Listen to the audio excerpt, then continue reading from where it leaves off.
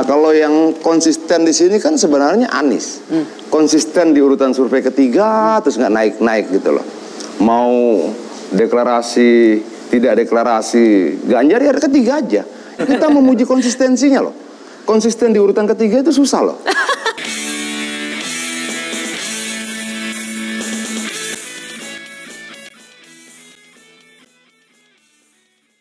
Mungkinkah Prabowo cawapres Ganjar? Mungkin, tapi kecil lah kemungkinannya. Kenapa?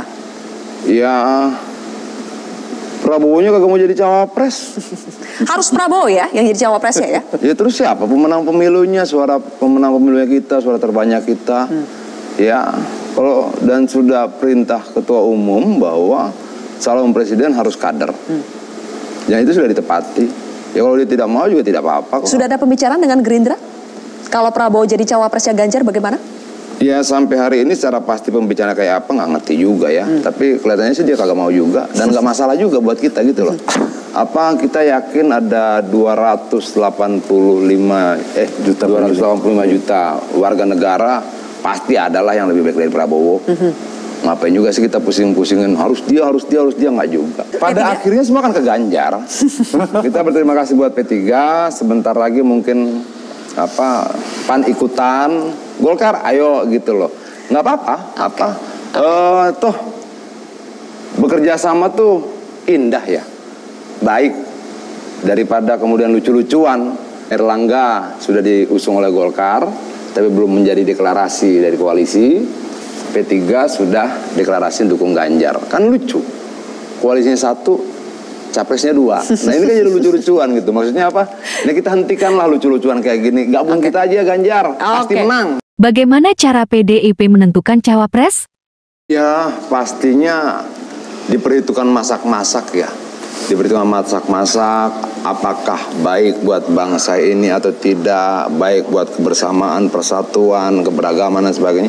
Pasti dihitung masak-masak lah. Sama seperti waktu kita menentukan calon presiden.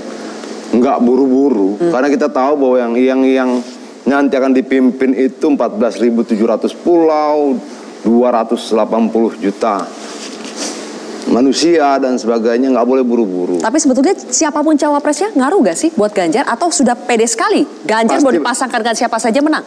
Pasti punya pengaruh. Tapi kalau kita lihat misalnya dalam komposisi sekarang, Ganjar dan siapapun potensial menang. Kenapa? Ya seperti dalam jalan sebelumnya belum didukung siapa-siapa saja 26%. Nah kalau yang konsisten di sini kan sebenarnya Anies. Konsisten di urutan survei ketiga, terus nggak naik-naik gitu loh. Mau deklarasi, tidak deklarasi, Ganjar ya ketiga aja. Itu satu hal yang luar biasa menurut saya. Gimana tuh Mas Solid? Itu yang kemudian disentil tuh sama Mas Adia. Bukan disentil. Loh, kita memuji konsistensinya loh. Konsisten di urutan ketiga itu susah loh. Ayo Mas Solid. Sebentar. Dan tadi ini sarkastik tidak sih konsisten di urutan ketiga? Dan tadi itu foto Anies merenung sambil baca buku. Coba gitu. ditanggapi dulu Mas Solid. Mas Solid tanggapi dulu. Baca buku aja lah gitu loh. Jadi begini Bang Adian, biasanya nih ya, yang big mouth, yang bermulut besar dan terlalu high di confidence, terlalu percaya diri, itu bisa terjatuh loh. Hati-hati. Anies maksudnya? Anies yang terlalu percaya diri belum apa-apa. Tadi saya mengatakan bahwasanya konsisten di nomor 3, dan Pak Anies ini juga pernah mengalami record selalu di nomor 3. Tapi the result is he is the winner. Dia adalah seorang pemenang. Iya, jadi bicara hari ini bahwa ini betul dia konsisten nomor 3. Jadi begini Pak Adian, terus gitu. Pak Adian. Oke, nggak apa-apa. Itu namanya underdog. Banyak ini ya, banyak yang akan diperhitungkan oleh ketua umum dan DPP kita untuk mendukung capres maupun cawapres. Survei menjadi salah satu alat ukur. Hal-hal lainnya termasuk rekam jejak itu diperiksa tuh. Pernah tidak dia kemudian menggunakan isu sara, pernah tidak menggunakan politik identitas dan sebagainya, itu kan akan dihitung. Kenapa? Ini nggak main-main loh. Pemilu ini nggak bisa diajak bercanda. Ini nasib jutaan orang, nasib bangsa yang sangat besar, masa depan sekian banyak generasi muda. Nah itu kan kita hitung baik-baik. Misalnya begini. Negara modern ke depan itu mensyaratkan multi etnis, multikultur, multi religius dan sebagainya. Artinya mereka yang pernah menggunakan politik identitas itu tidak akan cocok dengan kemodernitas ke depan nanti. Seperti itu. Nah itu akan jadi bahan pertimbangan, ya pastilah. Apa sih tidak ditimbang-timbang? Semua ditimbang-timbang. Makanya untuk capres pun kita terakhir kan. Saat kemudian Anies sudah wah segala macam yang sudah, kita enggak. Kalem. Hitung baik-baik. Ini bukan permainan monopoli. Ini bukan permainan catur di atas papan, tidak. Keputusanmu akan menentukan nasib bangsa ini. Memang nggak ada cara lain selain memainkan narasi politik identitas. Itu yang bisa dilakukan oleh Bang Kita Adian bicara dan wapres kawan-kawan. bukan capres. Jadi saya jelaskan dulu ya. Iya. Kalau kita di Koalisi Perubahan, kita mengusung apa yang disebut dengan rekam jejak.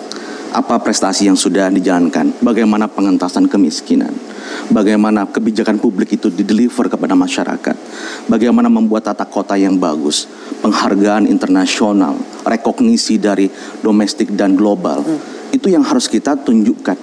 Karena kalau kita bicara tentang bagaimana stigma, labeling, itu adalah sesuatu yang subjektif. Tapi kita harus bicara masalah leadership, itu masalah faktual. Dan itu bisa kita ukur, bisa kita telusuri. Sehingga kami di Koalisi Perubahan selalu mengatakan, silakan lihat 5 tahun kinerja Pak Anies di Jakarta, dari bagaimana mengatasi kemacetan, bagaimana mengatasi tata kota, bagaimana membuat Jaklingko, transportasi publik dan sebagainya. Dan ini yang kemudian kita tawarkan. Perang prestasi, perang gagasan gitu ya. Kinerja, perang gagasan, ya, perang program, itu yang ingin kita ketengahkan. Sehingga politik ke depan adalah adu gagasan, adu pikiran, adu kebijakan. Itu yang ingin kita hadirkan bersama. Kalau dibilang dia memilih mengendorse siapa? Enggak, semua di-endorse. Anies saya nggak pernah kirim surat kali minta di-endorse. Tapi bahwa mungkin juga saya pikir tidak endorse maksudnya. Ya dia bilang, Prabowo silahkan maju. Semua boleh maju. Itulah kerennya Jokowi ya. Yang belum tentu mungkin dimiliki oleh presiden yang lain sebelumnya. Tapi apakah kemudian ketika dia datang ke tempat Prabowo, dia mengendorse Prabowo? Bisa saja orang menafsirkan seperti itu. Lalu kemudian dia bersama-sama dengan Ganjar 3 hari berturut-turut waktu itu di Jawa Tengah. Apakah itu juga bagian dari endorse? Dia bisa saja. Itu loh. Tapi apakah Jokowi melakukan itu memang tujuannya mengendorse atau kita menafsirkannya mengendorse? Jangan-jangan kitanya. Itu loh. Karena siapa saja banyak sekali loh.